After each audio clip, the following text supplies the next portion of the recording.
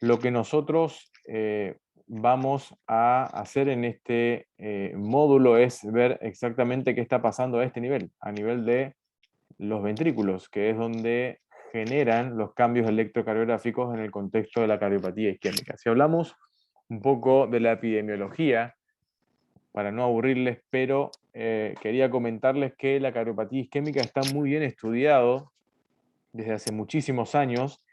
Ustedes bien saben que las enfermedades cardiovasculares y la muerte por causa cardiovascular son las más frecuentes a nivel mundial, inclusive más que la pandemia, y de cualquier otra enfermedad que a ustedes se les ocurra que pueda haber. Las enfermedades cardiovasculares son las más frecuentes, las más prevalentes, las que tienen mayor tasa de internación. Por eso está muy bien estudiado, y más aún en las poblaciones actuales en la cual el grupo etario de fallecimiento es más alto. Las personas en general morimos más viejos, entonces aparecen y aumentan la prevalencia de estas enfermedades. Ya en el estudio Framingham, que habrán escuchado por ahí, es uno de los estudios de mayor impacto a nivel cardiovascular, que hoy en día tiene más de 45 años de estudio, donde se pueden ver diferentes tipos de evaluaciones que se hicieron en la enfermedad coronaria y de las enfermedades cardiovasculares. Fíjense, por ejemplo, en este cuadro, cómo el infarto de miocardio lidera claramente, tanto en hombres como en mujeres, todos los eventos coronarios. Después tenemos la angina de pecho, que es el dolor de pecho, la insuficiencia coronaria, muerte súbita, pero claramente el infarto de miocardio son los más prevalentes en las enfermedades cardiovasculares. Está tan estudiado que está dividido inclusive por grupo etario, por patología, por región también, por raza. Bueno, en este caso, fíjense cómo el infarto de miocardio, claramente las curvas son mucho más aumentadas respecto a muerte súbita o a la angina de pecho. Como patrones de los grupos de pacientes que nosotros podemos ver, patrones electrocardiográficos, siempre nosotros nos vamos a focalizar en la onda T, en el segmento ST o en la combinación del aumento en el nivel o en el infradesnivel del segmento ST. Esto está muy bien estudiado y hay diferentes porcentajes inclusive que van a encontrar en diferentes bibliografías, pero solamente quería remarcar que lo que nosotros vamos a mirar en este curso básicamente sería la onda T y el segmento ST para identificar la patología de la cual estamos hablando. Siempre que hablamos de enfermedad cardiovascular, tenemos que hablar indefectiblemente de los factores de riesgo cardiovascular, que son signos biológicos o hábitos que a mayor factor, mayor riesgo justamente de alguna patología, en este caso de cardiopatía isquémica. Entonces, tenemos que ver las diferentes clasificaciones, que hay muchas, no tiene sentido entrar en esto, en este momento, no es la idea de este curso, pero sí quería remarcarles que hay diferentes clasificaciones y más o menos en todas las que nosotros busquemos vamos a encontrar los mismos factores, los genéticos, el sexo, la edad, dislipidemia, hipertensión, tabaquismo, diabetes. Esta es otra clasificación donde nos muestra desde otro lugar los diferentes factores que pueden influir en la enfermedad cardiovascular, en la cardiopatía isquémica. Fíjense cómo la clasificación es diferente, pero los factores de riesgo siempre siguen siendo los mismos. Fíjense, por ejemplo, de nuevo acá, la importancia del sexo. Es más frecuente quizás en hombres que en mujeres. Hoy en día la cardiopatía isquémica empieza a volcarse un poco más hacia el sexo femenino, empiezan a fumar más las mujeres, empiezan a tener más estrés. Todo esto conlleva a que se empiecen a acercar en el contexto de la prevalencia de la enfermedad cardiovascular respecto a los hombres. Sin embargo, los hombres seguimos liderando las enfermedades cardiovasculares, pero las mujeres empiezan de alguna manera a acercarse. El hombre empieza a fumar menos, por ejemplo, la mujer empieza a fumar más. Siempre el hombre tiene más incidencia ¿no?, de enfermedad cardiovascular, pero la mujer en los últimos 10, 15 años, por diferentes motivos, hasta socioculturales, empieza a acercarse a nivel del porcentaje. No vamos a entrar en detalle de todos los factores de riesgo, pero sí quería nombrarles algunos, los más frecuentes, como ser el tabaquismo, que claramente es uno de los principales factores de riesgo coronario prevenible o erradicable, como dice el slide. Las dislipidemias, dislipidemia o dislipemia, que hablamos del colesterol elevado, ya sea el bueno o malo, LDL elevado aumenta el riesgo de enfermedad cardiovascular, HDL o colesterol bueno bajo aumenta el riesgo de enfermedad cardiovascular, los triglicéridos, que generalmente es el colesterol exógeno que viene de afuera, aunque hay también algunas personas que tienen alguna predisposición genética para tener aumentados los triglicéridos, también es un factor de riesgo cardiovascular importante. Ni hablar de la hipertensión arterial, que hoy en día es uno de los principales factores de riesgo para enfermedad cardiovascular. De acuerdo a la guía que nosotros busquemos o estudiemos, van a ser los puntos de corte para decir que una persona tiene o no hipertensión, pero eso ya es otro tema. Solamente quería remarcarles como factor de riesgo la hipertensión arterial, ni hablar de la diabetes, que por el solo hecho de tener diabetes triplica el riesgo de enfermedad cardiovascular, sin importar siquiera el resto de los factores de riesgo. O sea, un paciente con diabetes, o diabético, respecto a otro que no lo es, tiene hasta un 30% de mayor probabilidad de tener enfermedad cardiovascular. La obesidad, sin duda, en la Argentina más de un 60% tiene sobrepeso por lo menos u obesidad, entonces claramente aumenta la probabilidad de enfermedad cardiovascular.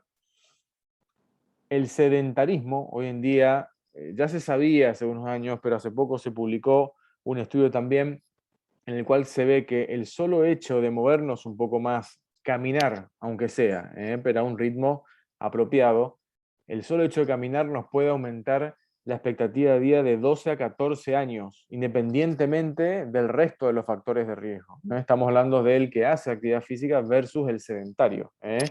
Y no solo aumenta la expectativa de vida, sino que mejora la calidad de vida de las personas que viven un poco más, porque uno podría vivir muchos años, pero con una mala calidad de vida. Entonces, el sedentarismo, si hubiese una medicación para no ser sedentario, muchos creen que sería el medicamento más vendido a nivel mundial. Todo esto que hace o que nosotros intentamos evitar, la aterogénesis, que es cuando se obstruye una arteria. Acá estamos viendo una arteria limpia, empieza a taparse con colesterol, triglicéridos, tabaquismo, estrés, que no lo puse, pero también se sabe que es un factor de riesgo muy importante, y hasta casi no tener nada en la luz para que circule la sangre y nos genera todas las enfermedades cerebrovasculares. En este caso vamos a hablar de la cardiopatía isquémica. Está muy bien estudiado todo el tejido, la íntima, media, la adventicia,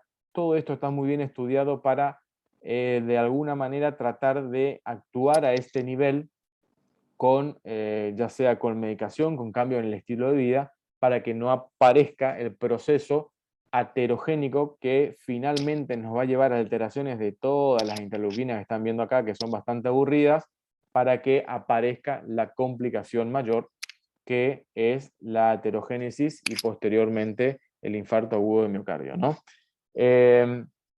Lo que nosotros estamos tratando de evitar es que haya una disfunción endotelial que nos lleve finalmente a una placa ateromatosa que se desestabilice y nos genere la obstrucción del vaso sanguíneo y eventualmente se rompa esa placa, así se llama rotura de placa, y aparezca la lesión que nosotros los vamos a ver reflejado justamente en el electrocardiograma.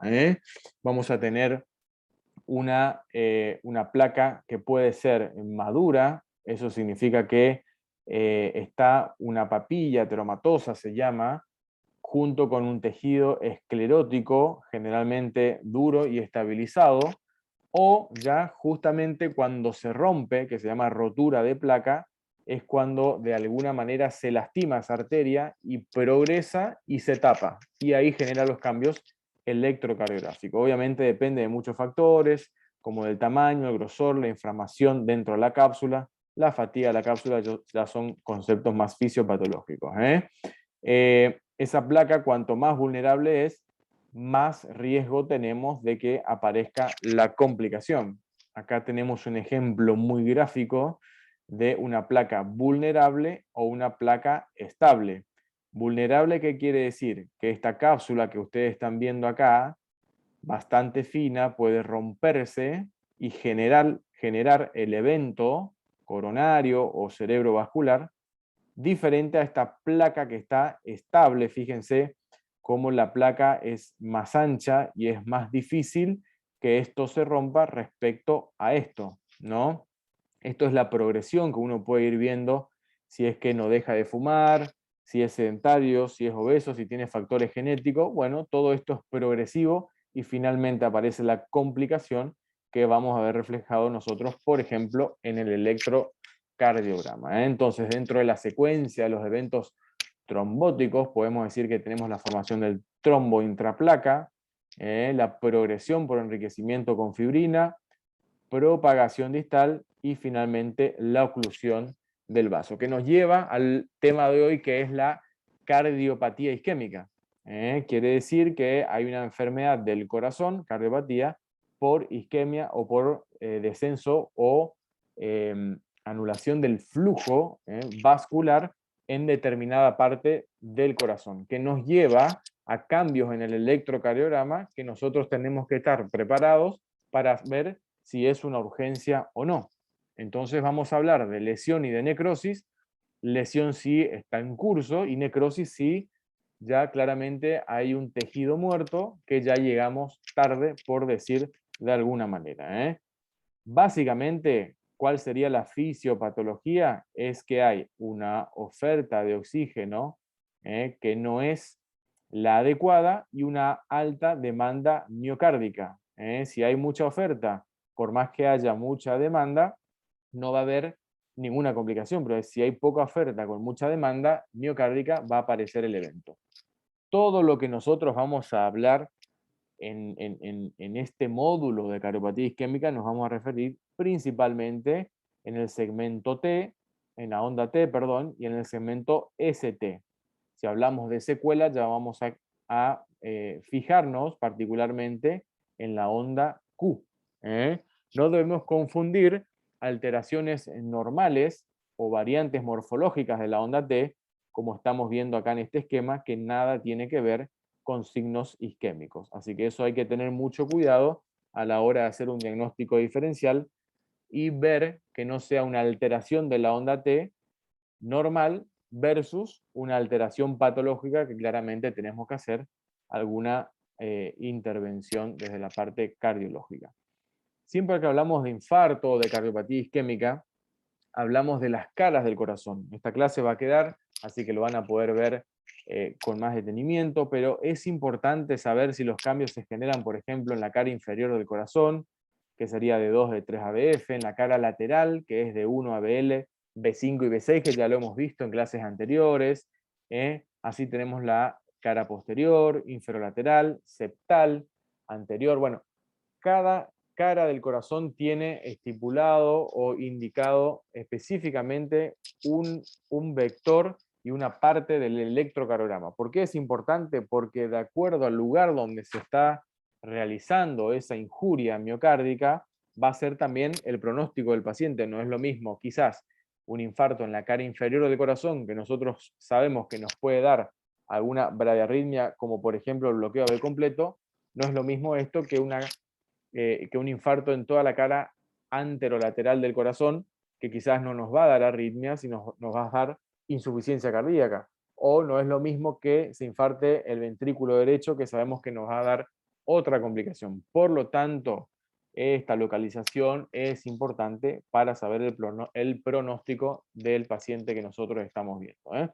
Entonces, si hablamos de lesión injuria, nos está hablando de un grado de isquemia, que generalmente se da por cambios en el ST, ya sea con infradesnivel del ST, que nos habla de una lesión subendocárdica, o sea que no atraviesa todo el músculo cardíaco, es de menor grado, tenemos de alguna manera más tiempo para hacer cosas, o un supradesnivel del ST, que ya es un grado mayor, es un infarto, se llama transmural, que afecta todo el espesor del ventrículo.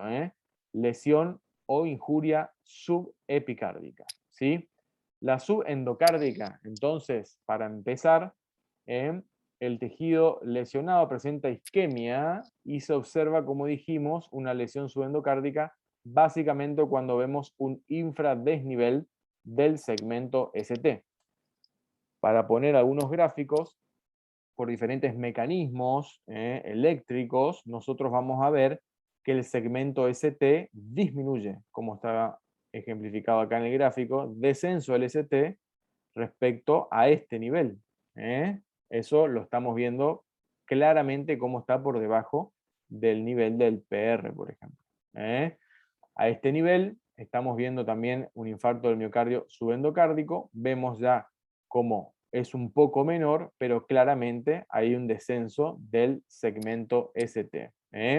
Esto se llama punto J y generalmente en la lesión subendocárdica decimos que debería haber por lo menos mayor a 1 milímetro, algunos dicen 2 milímetros, para realmente decir que tenemos una lesión subendocárdica. Este es otro ejemplo para que veamos, todo es muy gráfico para que nosotros entendamos y de alguna manera nos acostumbremos a las imágenes, aunque después obviamente los vamos a repasar nosotros en los prácticos, pero fíjense cómo uno de un pantallazo ya nos llama la atención como en B2, B3 y B4 y quizás algo de B1, vemos ya un infradesnivel del segmento ST. No vemos un supra, no, vemos un infradesnivel del ST que nos estaría hablando de una lesión subendocárdica, no subepicárdica, subendocárdica. Si hablamos de lesión subendocárdica, podemos ver diferentes tipos de depresión del segmento ST. Por ejemplo, en este caso tenemos un descenso del ST donde tenemos más bien un ST horizontal, como estamos viendo acá. En este caso tenemos más bien un ST descendente y en este caso tenemos un ST más bien ascendente con un descenso brusco. Los tres casos serían una lesión subendocárdica, independientemente de si es más bien horizontal, descendente o ascendente. No todos los infradesnivel del segmento ST o las lesiones subendocárdicas, no siempre es por cardiopatía isquémica. Obviamente puede ser una insuficiencia coronaria, pero también puede ser un infarto ya en curso, puede ser una variante normal de algún paciente, hemos visto, tratamiento con digitálicos, con dioxina, por ejemplo, descenso de potasio, una hipocalemia, un embolismo de pulmón agudo o dilatación ventricular. Bueno, cualquiera de estos pueden darnos de alguna manera descenso del segmento ST, pero en el contexto, por eso se llama electrocardiografía clínica, en el contexto de la clínica del paciente, nosotros deberíamos estar preparados con el interrogatorio, como siempre les decimos los prácticos, la anamnesis, el examen físico, el electro siempre nos ayuda al diagnóstico, no es un electro solo sin un paciente detrás. Necesitamos una buena anamnesis, un buen examen físico, una buena formación para identificar y de alguna manera nosotros tratar de diferenciar entre uno u otro diagnóstico.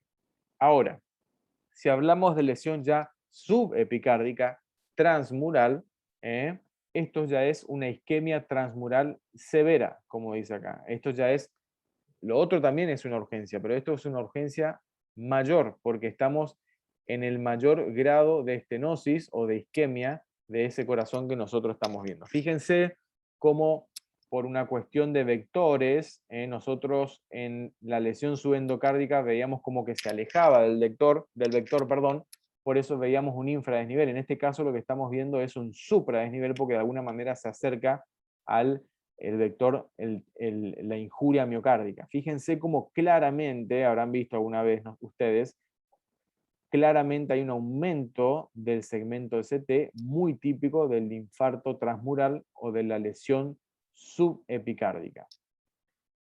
Este electro parece el electro anterior de la lesión subendocárdica, pero fíjense cómo, si bien nosotros vemos, y puede ser un confundidor, la depresión del segmento ST a este nivel, claramente nos llama la atención este supradesnivel de D2, D3 a BF, que si recordarán es la cara inferior del corazón. ¿Y por qué entonces tenemos infradesnivel en estas caras, que es la cara lateral alta, y por qué tenemos en B2, B3? Porque de alguna manera refleja o hace lo que se llama un infradesnivel en espejo respecto al supradesnivel que nosotros estamos viendo en cara inferior.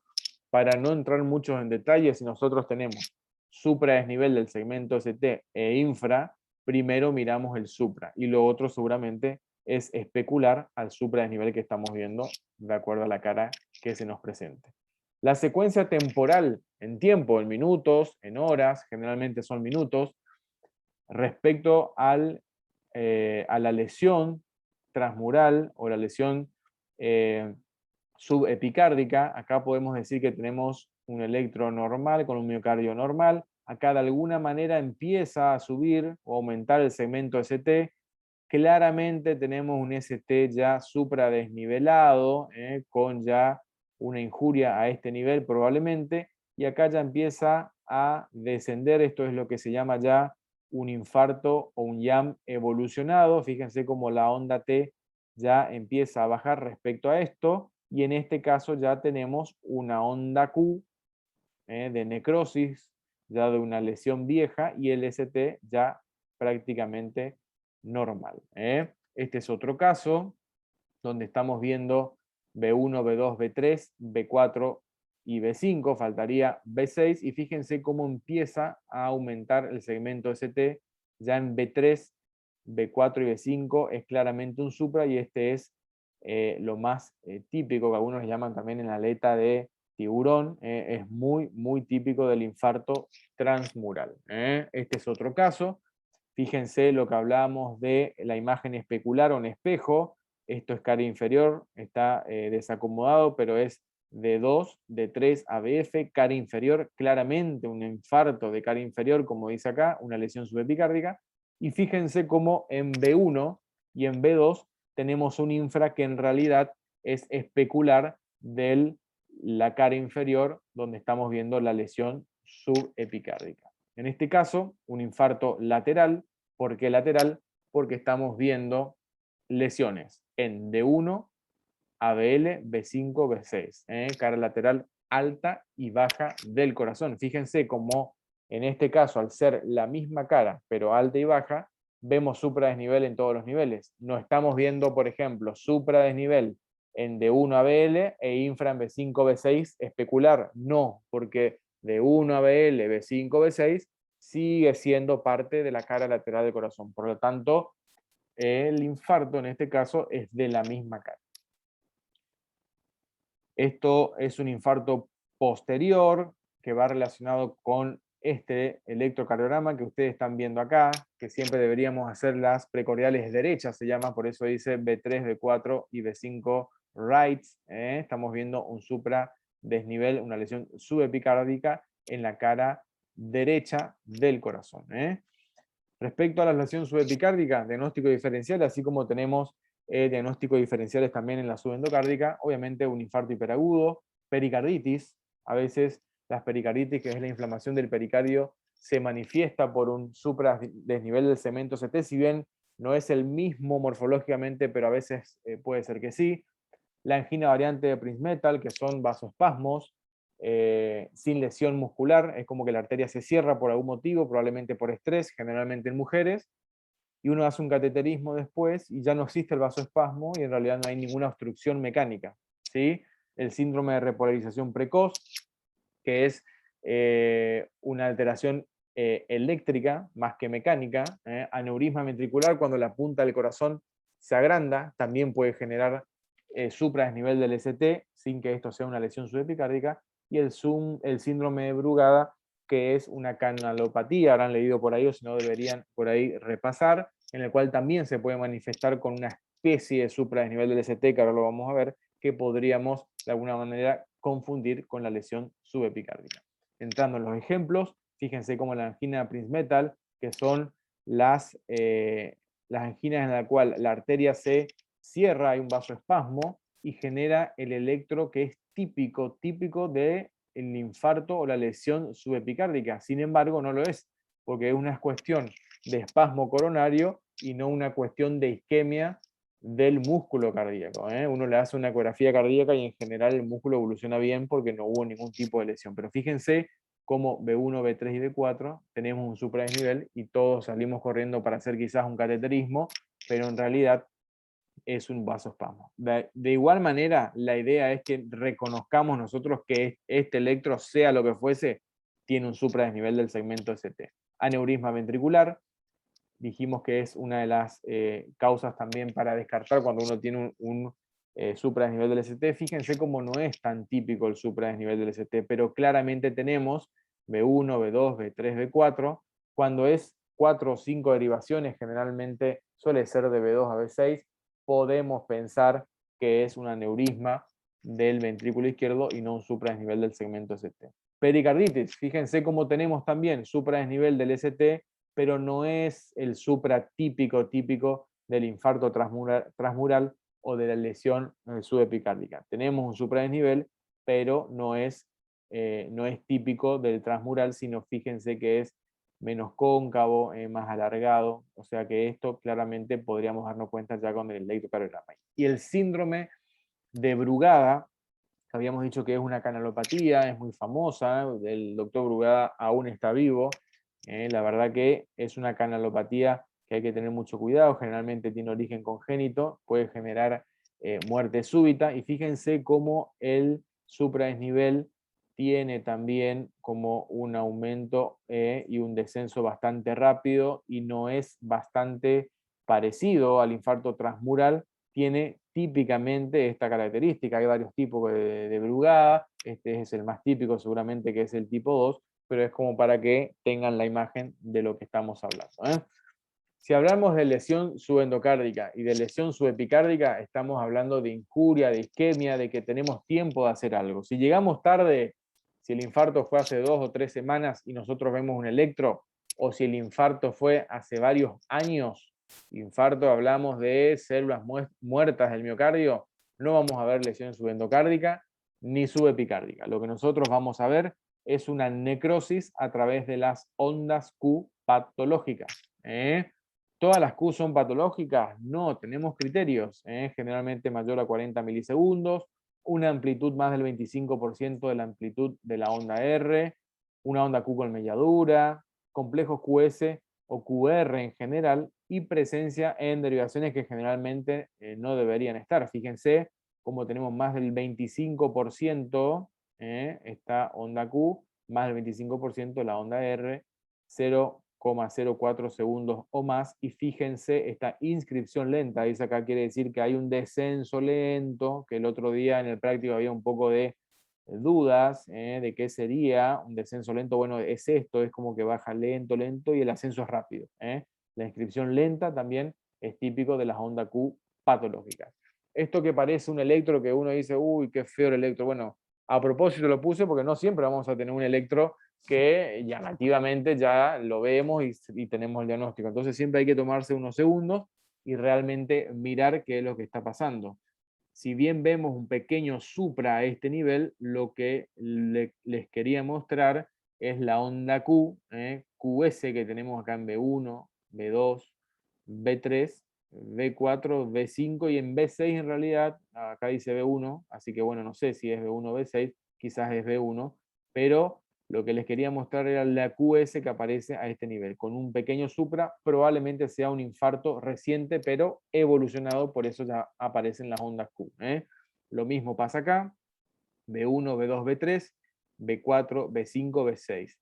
No hay Rs en toda la cara anterolateral del corazón. O sea, es un infarto evolucionado, ya llegamos tarde y ya tenemos necrosis en toda la cara anterior del corazón.